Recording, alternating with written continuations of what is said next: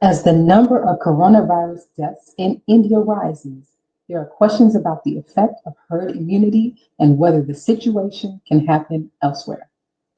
India reached a devastating coronavirus milestone this morning, 20 million cases since the pandemic began. Only the U.S. has had more overall. In response, a key government opponent is demanding a nationwide lockdown. Yagita Lamai, with our partners at the BBC, sent this report from the home district of India's Prime Minister. This is an area under lockdown at the moment. Otherwise, these banks behind me would have been full of pilgrims, full of tourists. And what we're hearing from many people here is that the actual number of people dying from COVID-19 is vastly more than the official death toll. The images that we saw in Delhi's hospitals and crematoriums shocked the world, but the situation here is even worse. Even during normal times, healthcare facilities in areas like these are fragile. And in hospitals here, we're being told that people don't have even the most basic of care. So oxygen shortages, of course, but there are no doctors, no nurses to look at them.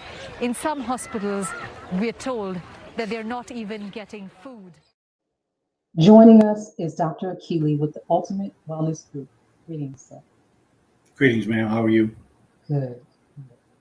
What are the implications on the rise of cases in India? Well, I think the rise in the cases in India speak to multiple different things. Number one, India did not use vaccines to initially decrease the number of cases they had early on in this pandemic. It was shutting down their society. It was wearing masks. It was social distancing. It was implications that they put in their society where you could even be fined if you were found not to wear masks in alignment with the standards that they set. I think the other implication is, as I have said on many occasions, herd immunity is a theory and it has not been proven.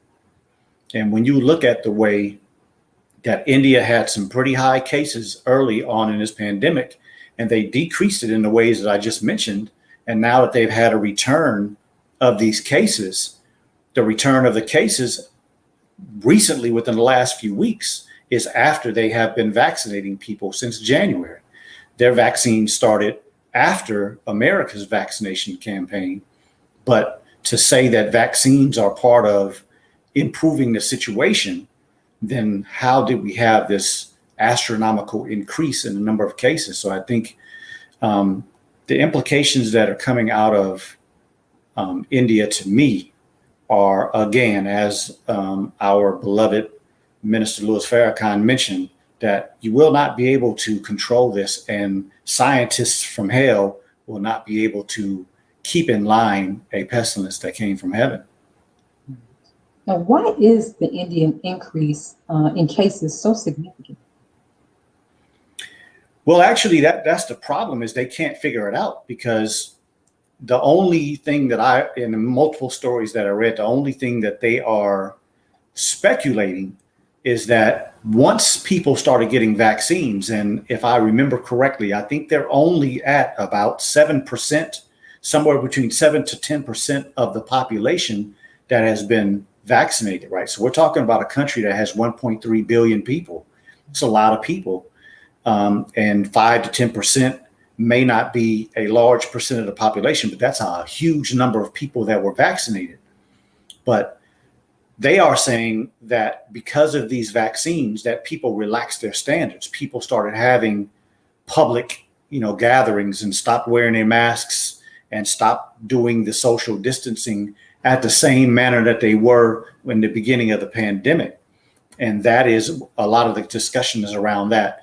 There are those that would mention that in the pandemic that happened in the early 1900s, all around the world, there were many people that said, and much scientific information that pointed to the fact that cases rose once vaccination started. So I think that's another thought process that has to be added to the pot. is this country going through what they're going through because of the vaccines? Good point. What are you hearing from your colleagues in American emergency rooms and in hospitals?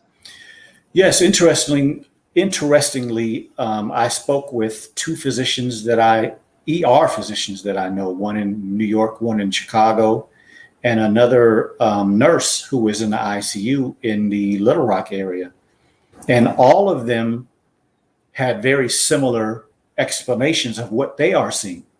They used the word bizarre, all three of them. They used the word unknown, confusing when they were talking about what they are seeing. And all three of them mentioned that in their part of the area of the country that they're working in, they are seeing more patients that are having severe reactions to the vaccine than they are to people that are actually catching the COVID vaccine. And so we're talking about blood clot problems. We're talking about skin eruptions, neurological issues. There are a lot of things that are happening because of this vaccine, and they're not being purported through the news as they should be. We have a lot of people that promoted this vaccine as if it was the savior and was going to be the savior of this process that we're going through.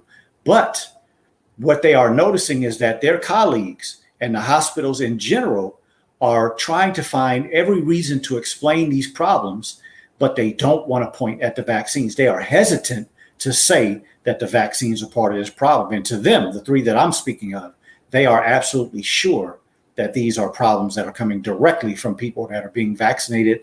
And it seems to be very methodical in that 2 weeks after the second shot of Moderna or Pfizer, these people are having these extreme problems with these vaccine adverse events. Now, is it possible that what's happening in India could happen here and in other countries? The statistics say that India is only second to America. So what do you think? What are your thoughts on whether or not we should be worried about this happening here? Yes, that's very interesting because I know that I've done many hours, probably many days of research on vaccines in general. And there are many studies and many scientists who say that when a person gets a vaccine of the old type or this new mRNA type, that there is a decrease in the strength of a person's immune system after getting the shot. There's a period of time before it takes this so-called vaccine to do what they purport that it's going to do. But what people are seeing is that there is an increased susceptibility to infections, including the coronavirus after the injection, after the second injection, worse than the first one. And both of the physicians and the nurse that I'm speaking of have noticed that. It seems that these people are having some of these major problems and actually getting infected with the virus around 2 weeks, mostly after the second shot.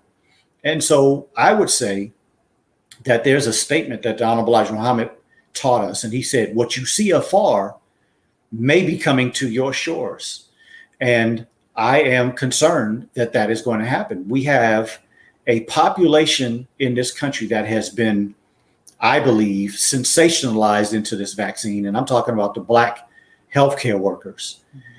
And although the physicians that I'm talking about and the nurse are saying that many healthcare practitioners are not getting the vaccine, there still are enough of them that I think are having an effect on the Black population and the brown population to go ahead and get this vaccine as if we have seen anything positive from it at this point.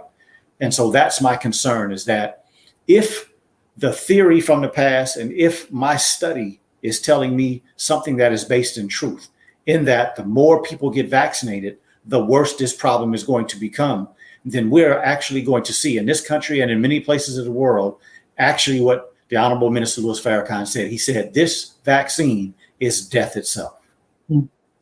Now, we hear a lot about herd immunity when it came to this vaccine. What exactly is herd immunity and what are the pros and cons of it?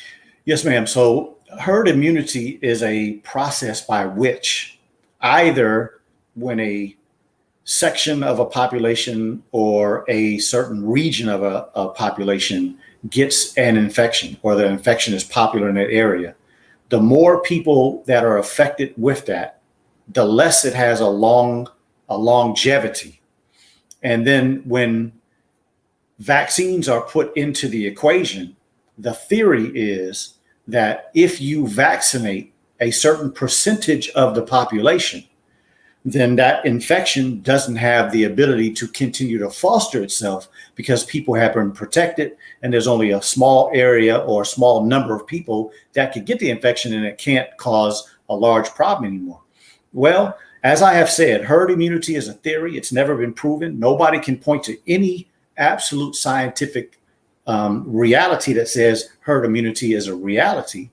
And then if we actually look at herd immunity from the theoretical place that it is, we would have to say that the coronavirus can't produce herd immunity, not even in theory, because there has not been any of the three that are now available in the United States. And I haven't seen any information from the vaccines that are available in other parts of the world that they literally stop the progression of the disease by either the person that has the vaccine spreading the infection nor getting the infection. So pros and cons of herd immunity are zero as far as I'm concerned. They're not positive or negative because it hasn't been proven as anything other than a theory. Gotcha. Now, Dr. Akili, thank you for all of your information and your insight about vaccines. You have a group. I want you to talk to us about the Ultimate Wellness Group, some of the things that you all cover there, and what's next on your next show. Yes, ma'am. Well, I would say that the Ultimate Wellness Group is a organization that is open for medical practitioners that are interested in giving life-saving information, and there's no economic foundation to what we are doing. I have mentored quite a few young future physicians, as well as mentored some physicians. And the reality is that we are in a cesspool of medical information. And I literally mean that, because when you go to not only the mainstream media, not only regular media, but if you go to social media and the internet in general, there's so much bad information. There's so much truth mixed up with falsehood. There's so much information that has been commercialized, as the Honorable Elijah Muhammad teaches us in How to Eat to Live, that we're dealing with a commercializing people that want to make a profit off of everything.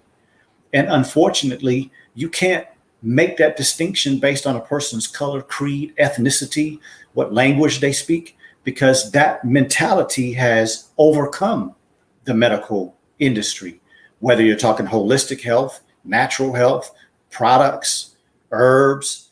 It's a cesspool of information.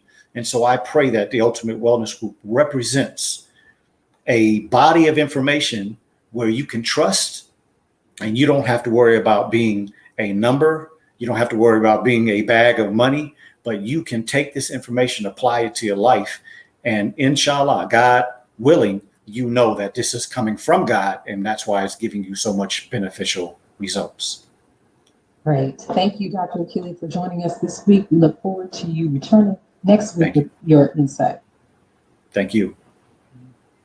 Let's pause for an announcement from our sponsors. When we return, Delilah Martinez, activist and founder of the Mural Movement in Chicago, will be on to talk about the movement and its impact. We'll be right back. Be a part of the force that powers truth in journalism. Go to nnvnews.com/donate.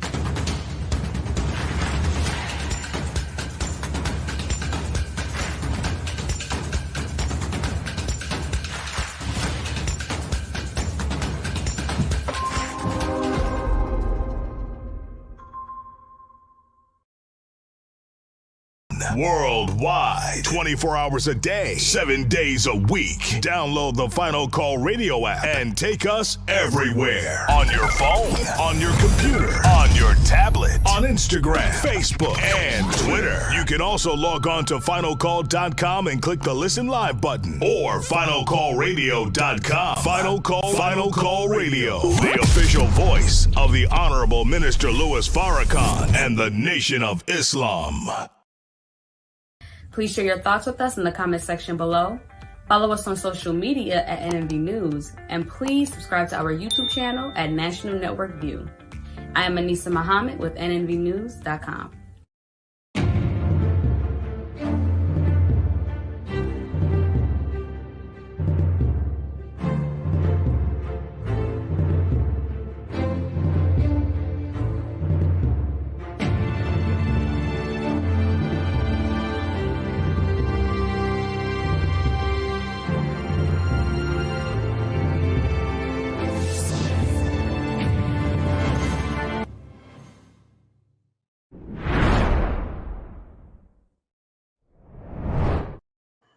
The mural movement is creating beautiful pieces of artwork and murals depicting positive images and sending messages of unity and pride to communities.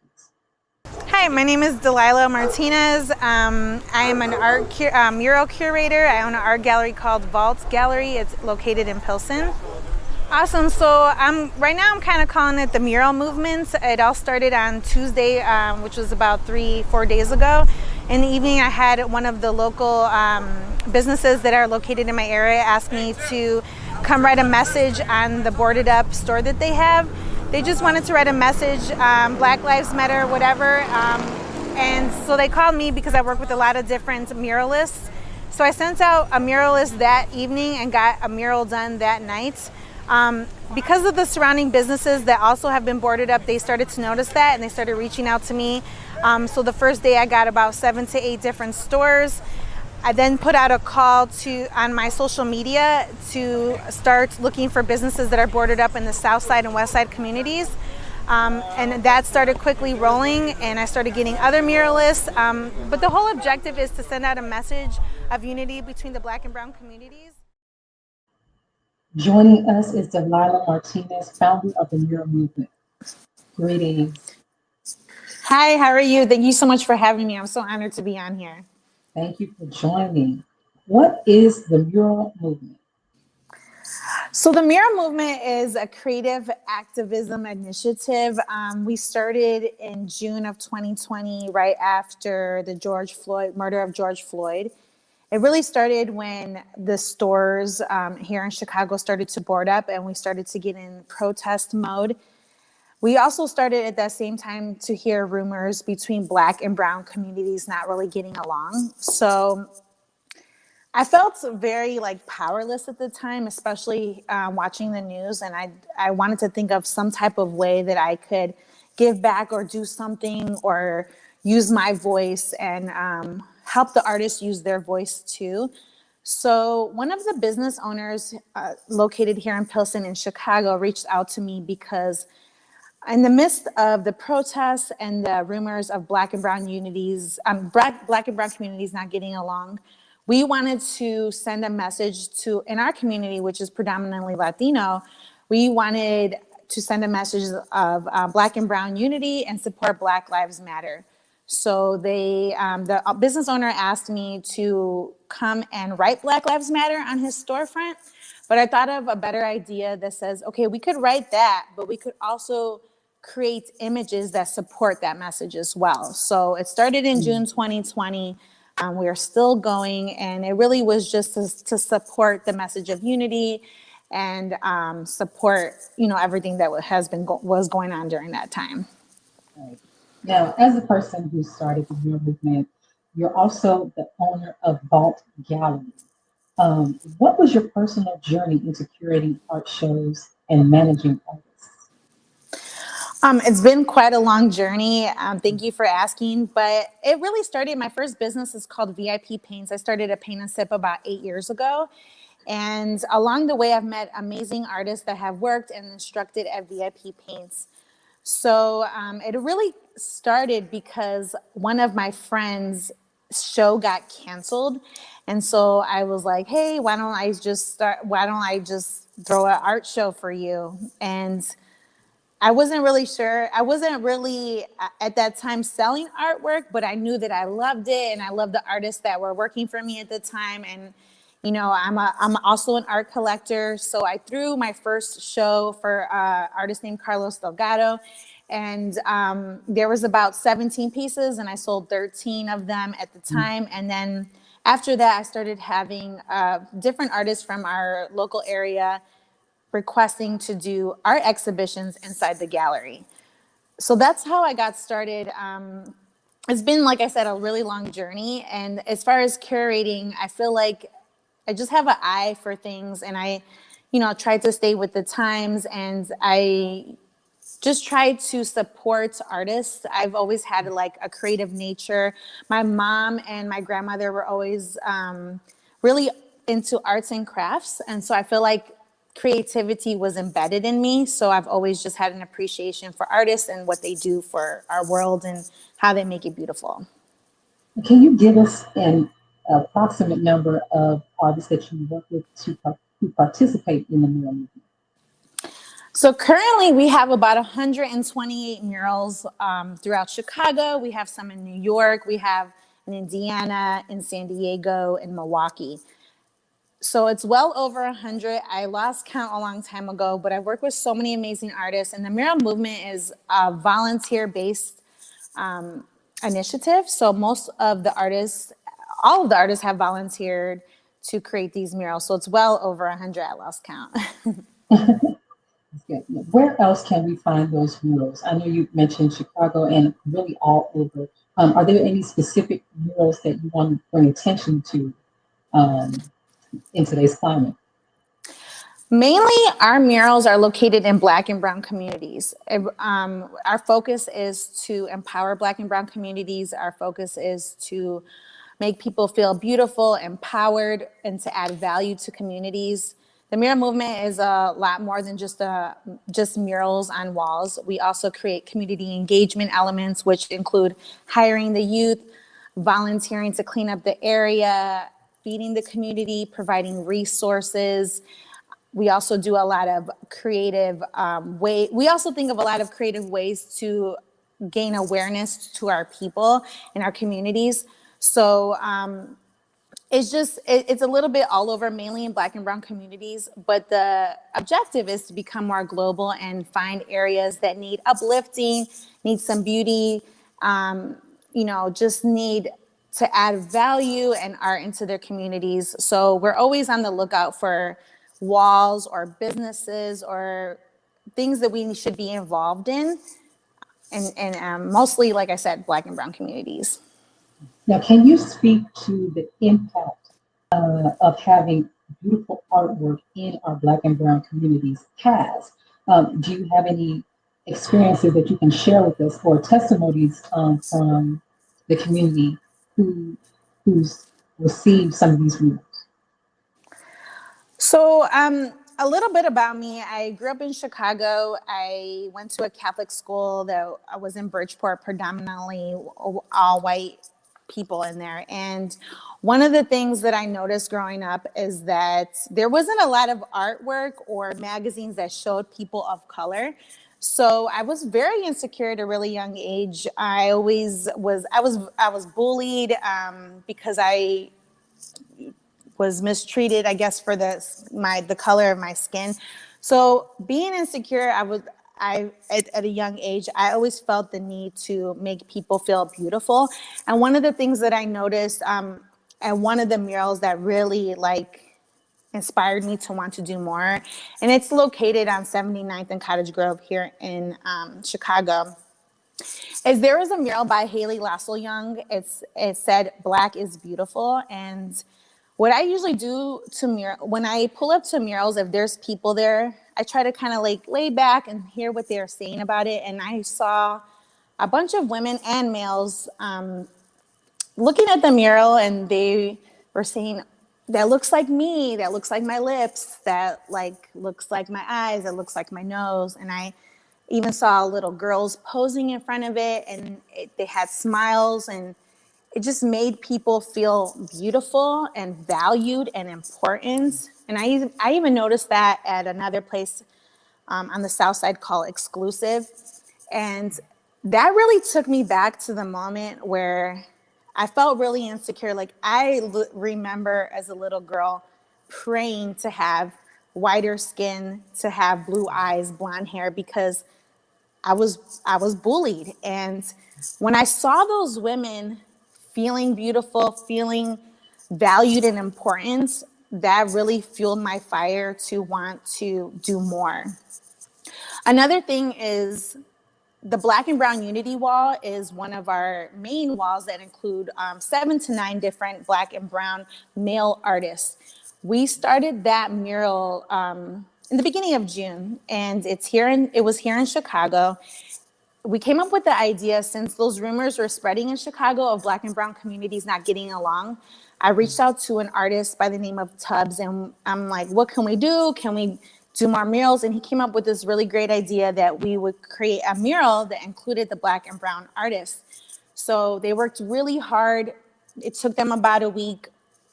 And when they were finished, and this also included an image of Breonna Taylor and other really important people. And when we completed the mural overnight, somebody came and painted over it in white. So they had a big roller brush, and it was like a 60-foot long mural. It was in a viaduct, and it was pretty big. And like I said, we have 7 to 9 artists on that mural. I think there was about 7 at the time. So since it was painted overnight, I was really taken back by the response. To me, it was a direct response to what we just did. And, these artists, they work really hard. They usually get paid for these things. And this was completely volunteered. And this was before the Mural Movement was actually called the Mural Movement. This was like right at the beginning. We were raising money on my Instagram along with my friends' Instagrams. And so we raised the money, and, overnight it was erased, and it was very hurtful. And like I said, I was taken back at the fact that was the response. But in the same instant, it really fueled me to want to do a lot more, because I was like, wow, how ugly is that for someone or whoever to come and spend their money during a pandemic. This is at a time we had curfew here in Chicago. For someone to come and do that to such a powerful message, it still makes me emotional. And so I really wanted to, it fueled me at the time to want to do more. And this is at a time I'm probably at the 7th or 8th mural. It wasn't that many, but that's where everything started to change, and I wanted to do a lot more. Now, very quickly, you're doing so much important work, and I agree. It's so important for us to see ourselves as the beautiful people that we are. How can we find out more about the Mural Movement, and how can we donate to your cause? Well, you can find out a lot of information on the muralmovement.org. You could donate there. We also have really cool merch items right now. If you donate, everything is matched by a private donor. And we'll be doing tons of different murals here in the city in Chicago throughout the summer. We have a lot of plans ahead. We'll be doing a mural for Adam Toledo. And we'll also be doing a mural at a shelter for asylum seekers. And we have a lot of things coming up this summer. So a donation would be appreciated. And you can find out more information at themuralmovement.org. Perfect. Thank you so much for joining us, Ms. Martinez. I look forward to just digging up some more information about the murals and seeing them in more places around the states. I appreciate you guys so much. I'm so honored. Thank you so much. Thank you. Let's pause for announcements from our sponsors. Afterward, Jimmy Bounphengsy will join us to discuss how he took patrolling and making his community safe into his own hands. We'll be right back. Be a part of the force that powers truth in journalism. Your support helps to combat false media. Cash App, NNV News. Greetings from National Network View. This week's Final Call cover story headline memorializes the late, great DMX. Last week, DMX's life was celebrated at the Barclays Center in Brooklyn. Large crowds gathered to honor the legend. They were there to remember a man who wasn't afraid to express his pain with the world. The Honorable Minister Louis Farrakhan spoke via Zoom to the large audience. He delivered words of comfort, wisdom, and guidance to everyone under the sound of his voice. DMX will live on. This FCN volume number 29 edition features the middle page article is a transcript of what the Honorable Minister Louis Farrakhan said at the memorial. To read more, subscribe to finalcalldigital.com and tune in to the all-new Final Call Radio. This is the nnvnews.com Final Call Cover Report. This is Sister Sajida Muhammad. We are proud to announce that the Sajida House commemorative Elijah coins are finally here. This priceless heirloom, made from recycled copper from the messenger's home, is now available at sajidahouse.com. Please make sure you leave your comments and questions in the comment section below. Follow us on Facebook, National Network View, and make sure to check us out on Twitter as well, National Network View. This is Sergio Gutierrez with National Network View, signing off.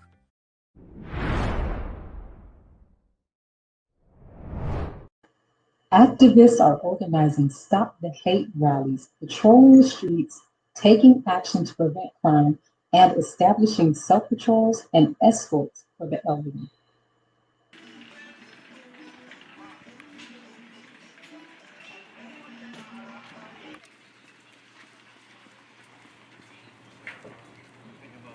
We're just here for the movement. We're here to try to come together as a unity.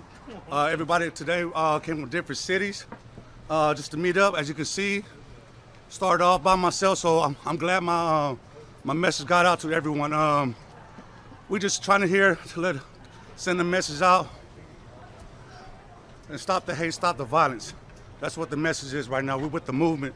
We try to do the right thing.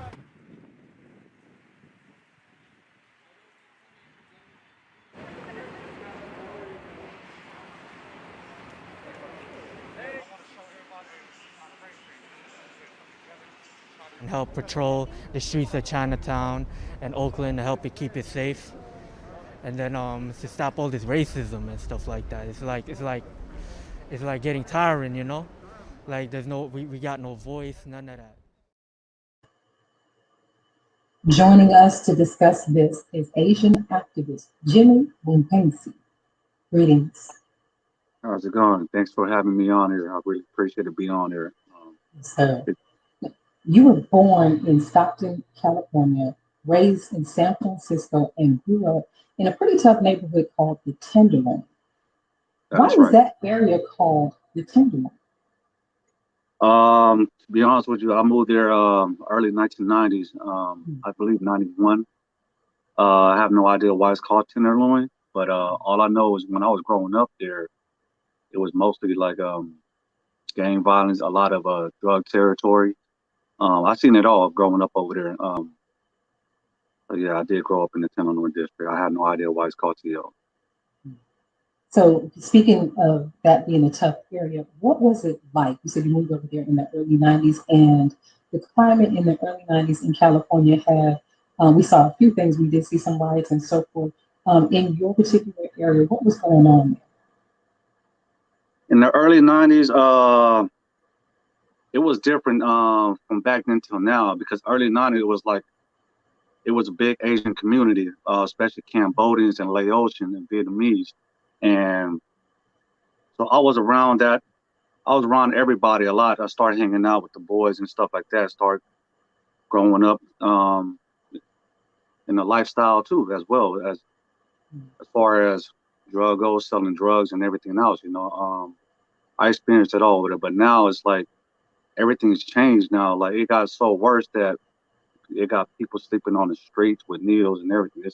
It got so bad that I passed by there last week. It's different. It's really different. Now I've learned that you have a daughter. She is a great source of motivation for your activism.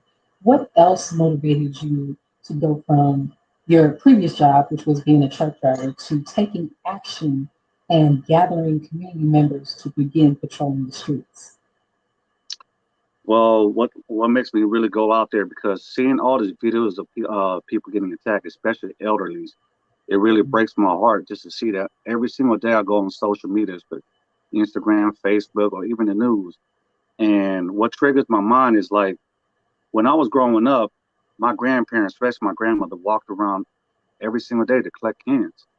And when I seen the elderly get attacked, I could only picture that's my grandparents. So, and that would really trigger me, especially when I see the one in San Francisco about that man passed away a few days later. I just told myself, like, I'm just gonna get off of work.